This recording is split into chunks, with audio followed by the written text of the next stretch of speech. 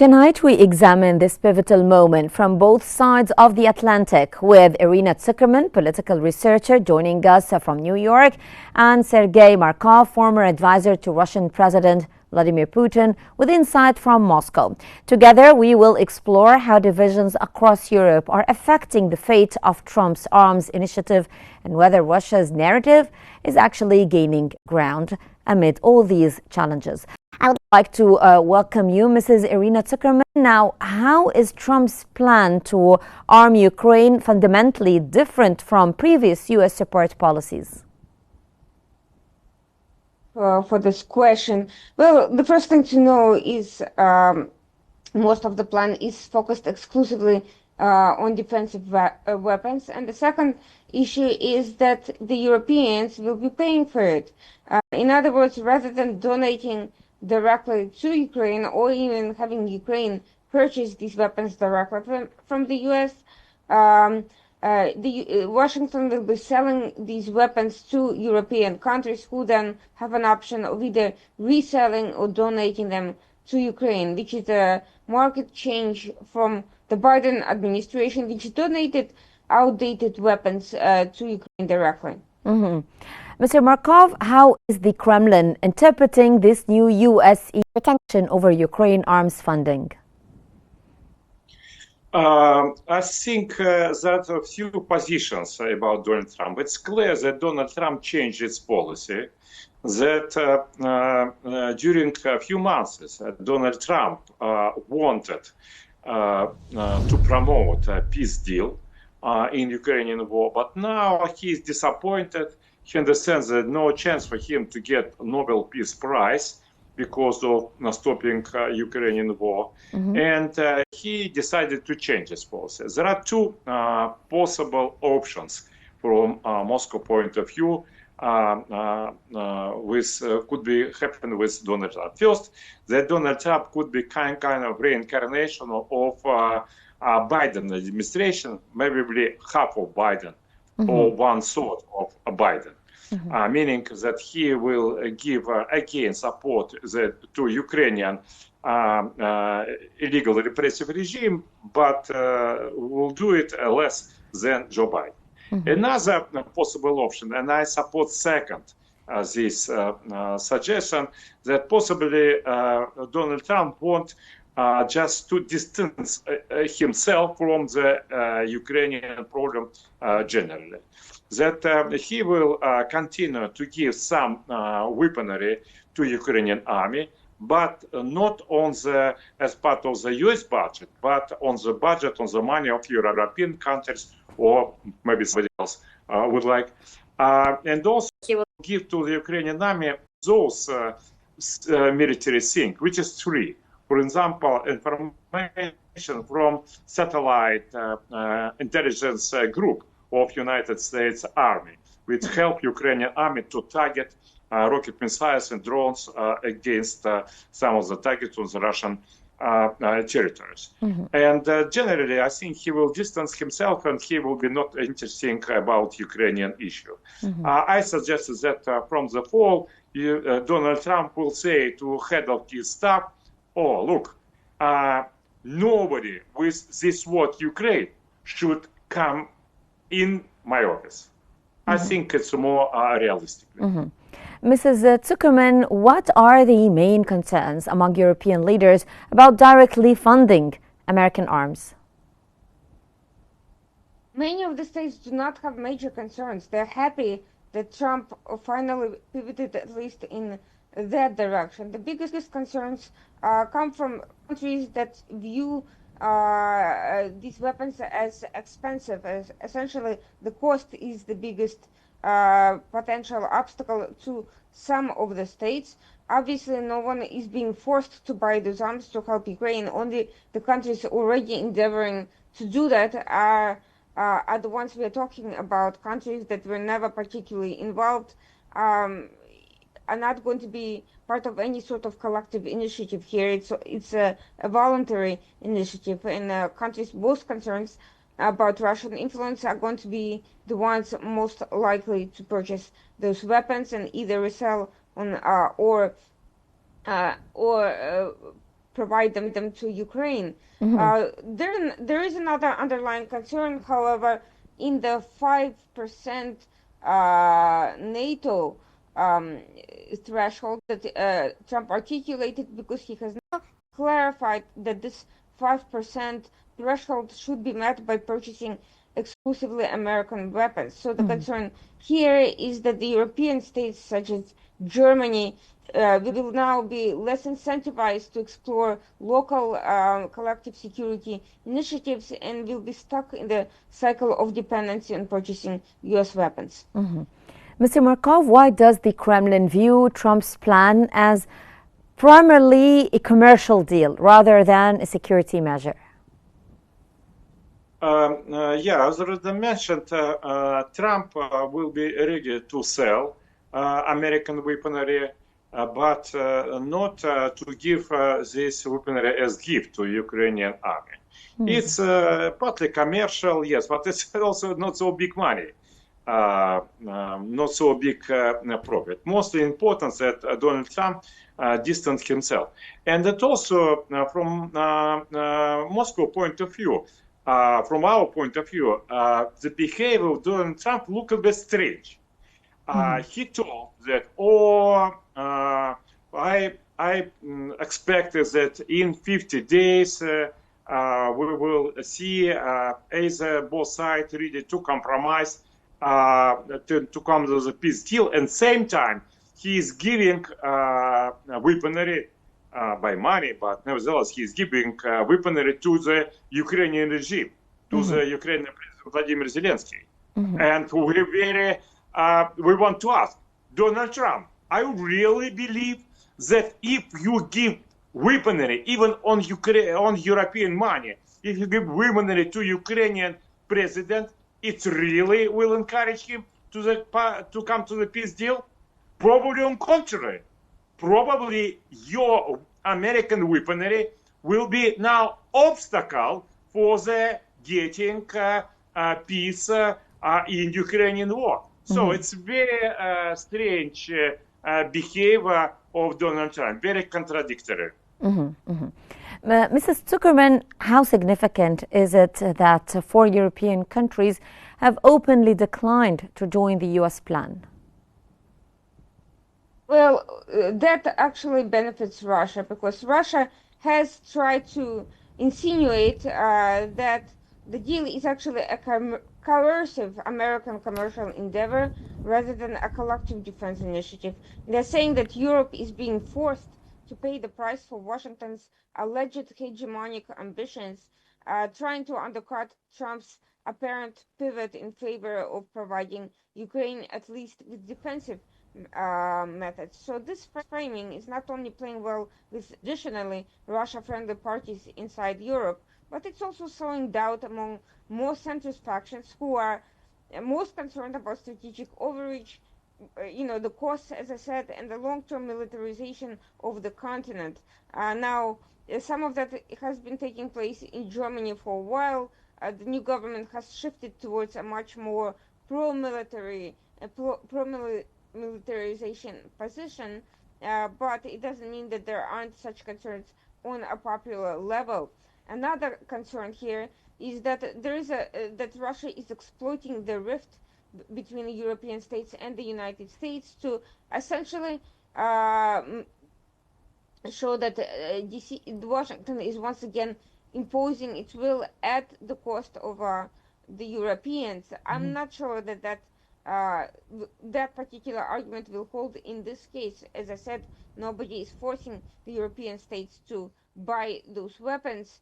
It's an option for them. They can continue providing Ukraine exclusively with weapons, with the arms of their own making, but this is essentially an effort to exploit concerns over Trump's reliability, specifically, and the U.S. position in general. Mr. Markov, let's try to see things from Moscow's perspective. Does European division offer more strategic opportunities or present new risks from Moscow's perspective? First of all, I want to stress, we regard Western countries now as enemies of Russia. Those countries who are making aggression against Russia. who want to crash Russia and who want to divide Russia and to impose to Russia puppet regime as they made in Ukraine. You may know that Ukraine is part of the Russia during 1,000 years, except some period when it had been occupied by Germans and Polish. And Kiev was Russian capital during 3 centuries. Then it was mostly Russian city, except when he was occupied. So for us, they're enemies. They come with occupation of Ukraine. They occupy Ukraine politically, first of all, and using terror against Ukrainian people. So they're enemies. That's why we very like if they divide. If there's some tension between Europe and the United States, it's very, very good. It's good for Russia. It's good for the whole world. Then Europe now mostly brutal and aggressive enemy of Russia. That's why if Europe will be divided, we'll be very glad as well. And by the way, we believe that it will be very good for the Europeans, because now main enemies of Europeans is European governments. And Europe, we don't regard already by us as exactly democratic countries.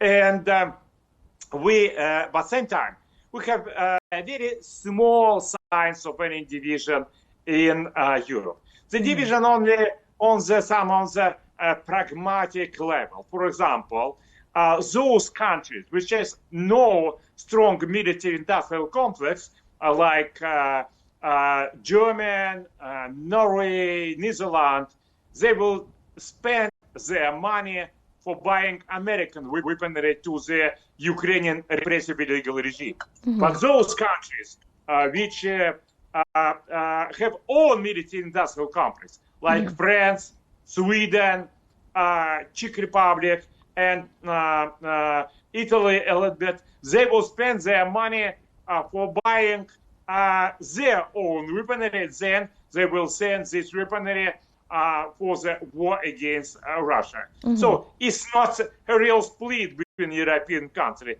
It's just a small economic division. I see your point. Mrs. Tsukerman, does the EU's demand for more U.S. responsibility actually signal a broader shift in transatlantic relations?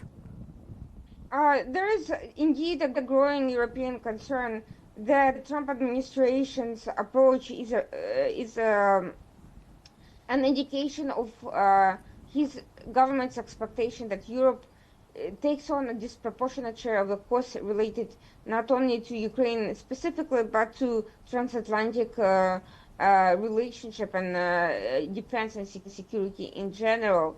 The European Union leaders are asking US to also assume a larger burden, financial, logistical, and political, in terms of rearming of Ukraine. They're happy that Trump reversed his position on arms shipment, but they also do not trust him and see it as a potential excuse not to do anything more and even shirk away from US NATO responsibilities. Let's recall that while Trump has urged everyone else to raise their budgetary contributions to NATO to 5%, the US, he also said that US does not have to match that, and in fact US defense budget is currently only at 3%. Still, US is quite far ahead of Europe in the sense of military preparedness in that regard, and in the case of professional standing armies. So perhaps Trump feels that given the disparity in numbers, US in absolute numbers, US does not have to rush to meet that threshold, and that particular magic number is just to pressure Europe to at least start taking its responsibilities more seriously. It is to some extent a fair point, but not if it is indeed an excuse to move away from any serious contributions to NATO. Mr. Marikov, does Moscow see long-term potential in sowing discord between Washington and Brussels, or is this just a short-term tactic? It's not tactical. From our point of view, Western countries, they are some kind of a Western new empire. postmodernist empire in the 21st century. And these countries already not so much different sovereign countries like it was in 20th century. It's more, this big system, which call it this empire. And in those empire, we can see three political forces. One is domination force, is globalist. Liberal globalists, they are a little bit divided on the left as Macron and on the right as Merz, but also we understand there are no difference between left and right globalists. In fact, they are centrists, they are globalists, first of all. Then we have two kinds of opposition. One opposition is a right opposition, which is represented by such figures like Donald Trump, Marine Le Pen in France, and Alternative for Germany in Germany. This opposition, first of all, insisting of the keeping traditional values and traditional identity, and they very much anti-migration political force. And third political force is leftist opposition. It's represented such figures like Left Party in Germany, Sarah Wagenknecht Union in Germany, and Mélenchon coalition, Fighting France. It's called Fighting France. Mélenchon coalition in France, and 5 Star in Italy. And it's not so much conflict between countries. It's conflict between different political forces. It's conflict between right political wings of Donald Trump, which took control of the United States, against globalists, which still controlling most of the European countries. And we see that the political friendship between Orban, the head of the Hungary, who also represents these right traditional political forces, he is much more close to the Washington, to the Donald Trump, than to the globalist in Brussels. So this is political struggle inside Western Empire. Mr. Tsukerman, could these divisions that we're talking about ultimately weaken NATO's position in negotiations with Russia? I don't think that this particular issue would be the deciding factor, because ultimately, as I said, it's just another option. Of course, nobody in Europe is happy with Trump's position regarding collective security. There is a lot of concern that the United States is not going to come through in case of another invasion, for instance, or a rapid spike in hybrid warfare affecting Europeans. The far bigger issue, though, is less the U.S.-EU relations and less Russia's own effort to spin this whole situation, and the fact that many of the European countries have not yet woken up to the fact that they need to figure out their own security priorities, and they need to figure out just how high they rank the Russian invasion threat, or if they do not view another invasion as likely, then how do they rank that threat in terms of other priorities such as terrorism or political interference and so forth. There's no clear consensus on this, and internally the bureaucracy has been blocking efforts to modernize their own individual militaries and defense preparedness. At the end of the day, U.S. may or may not come to Europe's assistance in case of another invasion, but regardless of that possibility, they need to be prepared for all sorts of in-between scenarios, which they currently are not. Yes. Mr. Marikov, what signals has Moscow sent regarding its willingness or lack to engage with a more unified Western front? First of all, Russia say very clearly that Russia will listen to no any ultimatum. And Russia, we're independent already 5 centuries. And during these 5 years, we had a lot of ultimatum. And Russian response to all ultimatum was no, even more, go to hell, or in war, come to us and we will kill you. This is about Western ultimatum, including Donald Trump ultimatum and so on. As about peace negotiation, Russia liked very much to have peace negotiation. And Russia suggested to have third round in Istanbul negotiation, but Zelensky denied. He didn't send his delegation. It's failed. Secondly, Russian position about ceasefire is very, very clear and very, very simple. Everybody can understand this position. We say we support peace deal and we support ceasefire, but real ceasefire.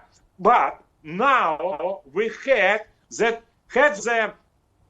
Great Britain and France told us that next day after sign of ceasefire, we will send 55,000 European occupation troops to Ukrainian territory.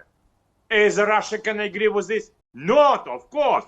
That's why Russia say ceasefire, yes, but ceasefire only with condition that European countries and Western countries will not send their troops during this ceasefire period to the Ukrainian territory, and European countries will not send big amount of weaponry to the European, to the Ukrainian territories as well. So Russia has very clear conditions for such ceasefire. Mrs. Tsukerman, how has Washington responded to growing European hesitation over footing the bill for American arms? Could this approach backfire by weakening long-term European confidence in U.S. leadership? Look, I think at this point, the Europeans are more happy that Trump is not openly embracing Russia and preventing Ukraine from receiving defensive weapons than they are concerned about what may happen today or tomorrow, especially given that Trump is a very unpredictable character in general, and it's hard to count or plan on his position in the near future. I don't think they will stop trying to persuade him to do more, and to some extent it could work depending on how things go. But I think that by far the more immediate concern is that he gave Russia a 50-day deadline, which essentially buys Moscow time to continue attacking civilians while those weapons are being delivered, and while these countries are deliberating on how to approach those purchases. The time that Russia is getting to continue to do what it's doing is the time that Ukraine is not getting to defend itself appropriately. They are also concerned that Trump warned Zelensky not to attack Moscow, where the political elites reside, which essentially blunts the impact of these weapons to begin with. And there is also many questions about Trump walking back his threat of imposing secondary sanctions. I think the biggest European ask at this point is going to be for the U.S. to impose harsher sanctions than the Biden sanctions that it has been quietly renewing, and to essentially make good on its promise to deprive Russia from economic sustenance to continue the war. Mr. Marikov, now briefly, since we're unfortunately running out of time, my final question to you. Looking ahead, how likely is a broader regional security imbalance if European rearmament continues without a unified strategy? I think Europe now make militarization, not because they're afraid of Russian military invasion. Every European politician who talk about a Russian possible future aggression, like everybody, without any exception. But European leaders want to use this militarization for suppressing sovereignty of European countries and for suppressing right opposition like Trump and Orban in Hungary, and left opposition as well. So this is for domestic war. But nevertheless, the war between Europe and Russia could happen, not because Russia wants this war, and not because Europe wants this war. Nobody, both Russia and Europe doesn't want the war. But nevertheless, this war can happen as exactly as happened World War I. Because during those periods, these leaders of empires just want to have a little bit military conflict, but not big war. But it appeared to be great war happened, and all this empires had been destroyed. Same can happen now between Europe and Russia. Occasional war which fully destroy Europe. Well, I'd like to thank my dear guests today. Thank you so much, Mrs. Irina Tsukerman, joining us from New York, and Mr. Sergey Markov, joining us from Moscow. Thank you so much for your valuable insights into a conflict that is no longer just about front lines, but actually it's about fractured alliances and contested strategies.